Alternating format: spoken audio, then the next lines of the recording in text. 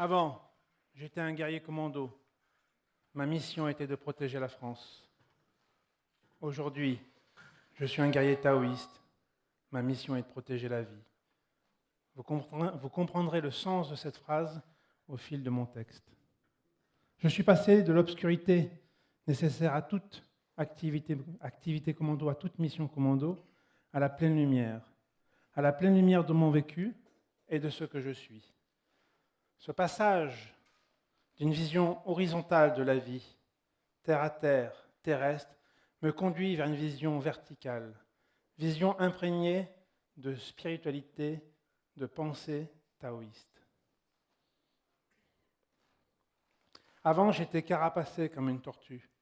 Je découvrais le monde au ras du sol, du bout du bec.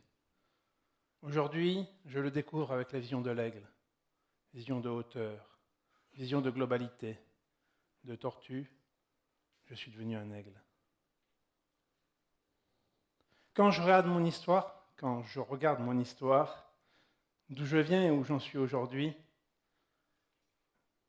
je pense que je possède un peu de félin en moi. Je perçois bien la nature du prédateur qui m'anime. Et en même temps, je ressens une profonde tranquillité, un calme, une sérénité. Ensemble, je vous propose de dérouler le fil de soi, de ma vie. Notre voyage intérieur commence dans le ventre de la mère. À ma naissance, je vis un choc, comme nous tous. En passant du confort du monde liquide, de la sécurité du monde liquide, à la découverte, à l'inconnu du monde solide. C'est le premier grand bouleversement qui nous amène à déployer notre propre capacité de survie. Ici, nous sommes tous des survivants. Et pour moi, cela a une double consonance. En effet, je suis né le 22 mai 1968 à Fès, au Maroc. 2 jours après, je suis adopté.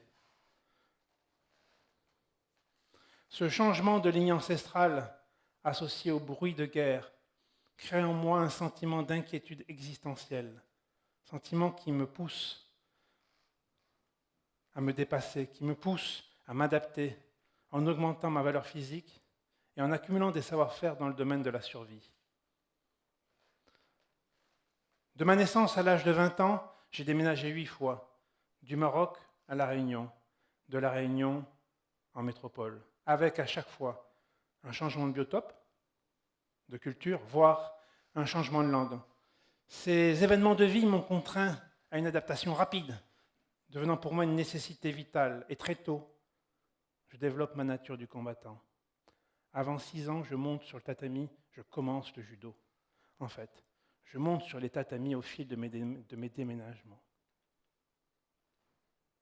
Mon adolescence est marquée par ma rencontre avec Alain Rey, professeur de judo à Saint-Célélec, dans le Var. Sa personnalité, son investissement m'ont poussé à me dépasser. Et c'est grâce à lui que j'intègre la section sport-études Marseille, à mon entrée au lycée. Dans ce haut lieu de la transpiration intense, et quand je parle de transpiration intense, ce n'est pas le soleil marseillais. Par force de travail et de courbature, j'atteins mon niveau d'excellence.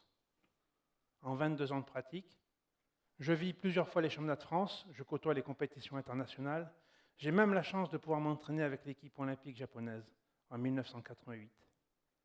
Dans le judo compétition, l'objectif est la domination, la victoire sur l'autre. J'avoue qu'à l'époque, cette vision-là me correspondait bien, la domination.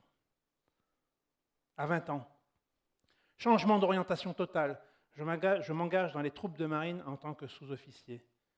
J'amplifie ma pratique du combat au sein de l'institution. Durant mes 22 ans de carrière, j'ai été moniteur de sport, instructeur des techniques commando. Je me suis spécialisé en combat de jungle, en piégeage, manipulation d'explosifs, en combat rapproché, en protection rapprochée aussi. J'ai effectué plusieurs missions en Afrique et en forêt équatoriale. Et durant cette vie de soldat, à l'image de mon enfance, j'accumule les mutations, métropole et dans les dom-toms. le centre d'initiation commando de Penthièvre, situé en Bretagne, belle région, et mon dernier poste au sein de la force armée.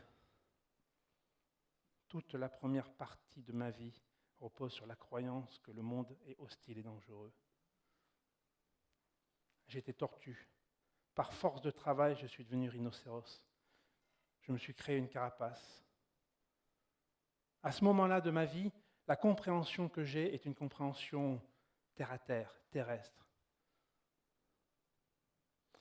Ce qui m'était imposé dans ces instants-là est qualifié par la pensée taoïste de vision horizontale.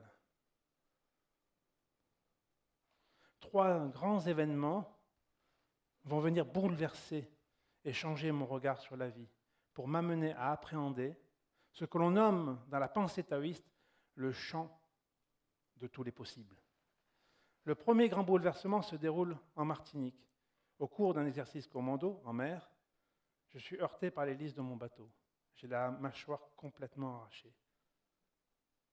Je flotte entre vie et mort.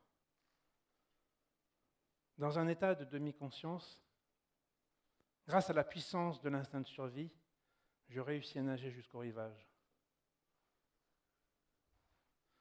Nous sommes un jeudi à 10h30, été 1993. Ce jour-là est présent à l'hôpital un chirurgien spécialisé en traumatologie de la face, un chirurgien esthétique.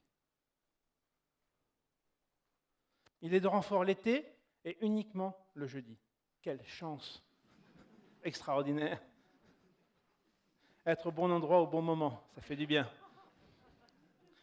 Grâce aux compétences de ce praticien, j'ai aujourd'hui assez peu de séquelles visibles.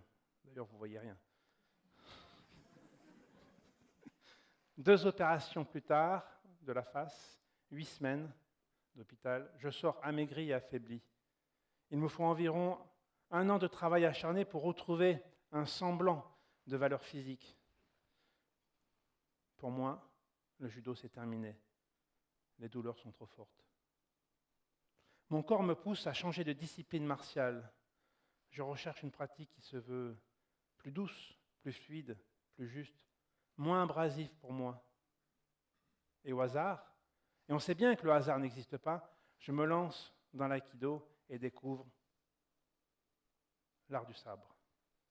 Je deviens l'élève de Jean-Pierre Guiron et avec lui, j'intègre une nouvelle notion du combat. Pas de domination, pas de confrontation, comme dans le judo. Selon mon expérience, tout l'art de l'aïkido est de conserver ou de retrouver un état de stabilité, de sérénité intérieure, et ce, quel que soit le phénomène qui se déroule à l'extérieur. L'aïkido est un outil puissant qui me permet de me transformer, d'atteindre un autre niveau de perception. Je passe d'une pratique martiale de compétition, qui a pour but la domination, la victoire, à une pratique martiale dont le but, la recherche et la sérénité, la paix, l'harmonie. L'harmonie à l'intérieur de son propre univers et se mettre en accord avec l'univers extérieur. Le deuxième grand bouleversement se déroule en Nouvelle-Calédonie, un jeudi à 10h45. Il ne faut pas venir avec moi le jeudi, hein.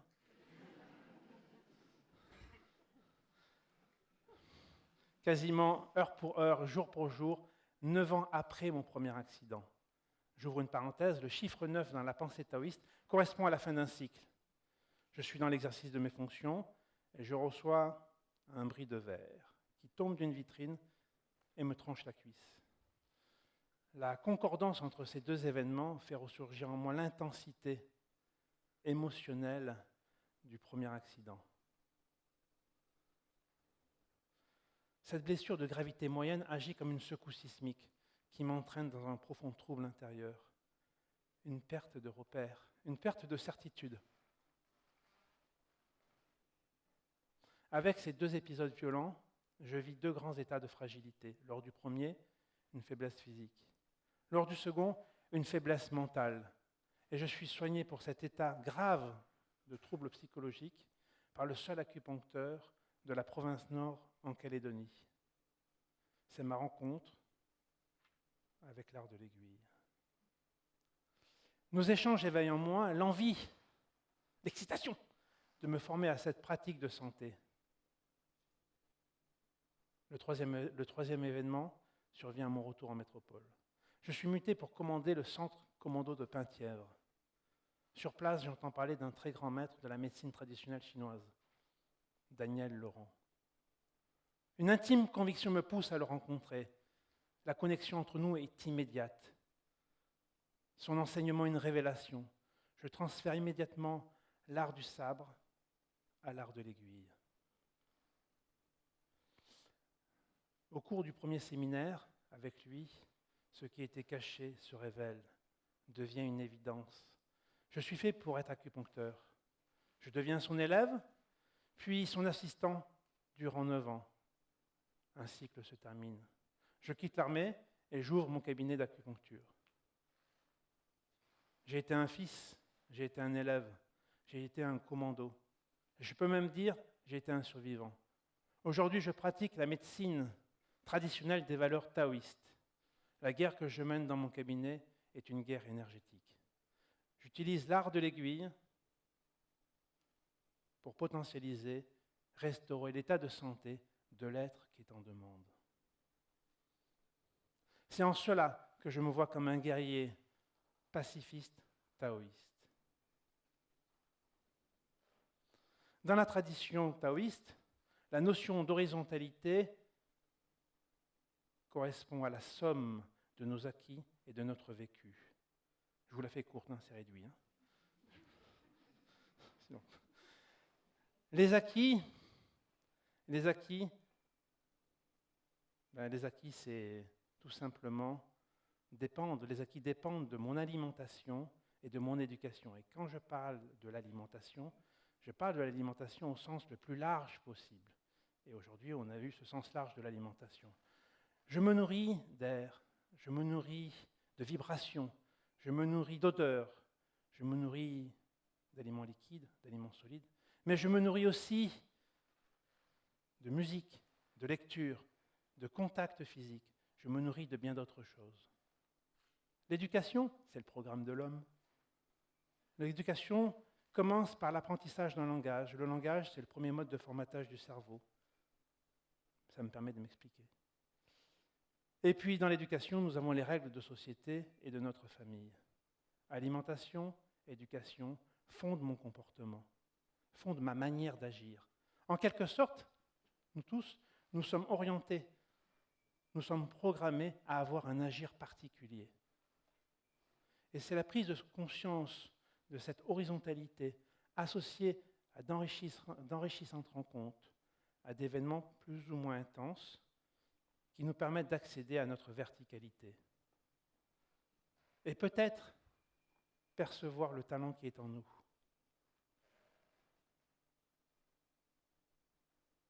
Le talent qui est en nous, pour la tradition taoïste, nous avons tous un mandat du ciel. Donc nous avons tous un talent particulier que nous pouvons mettre en œuvre.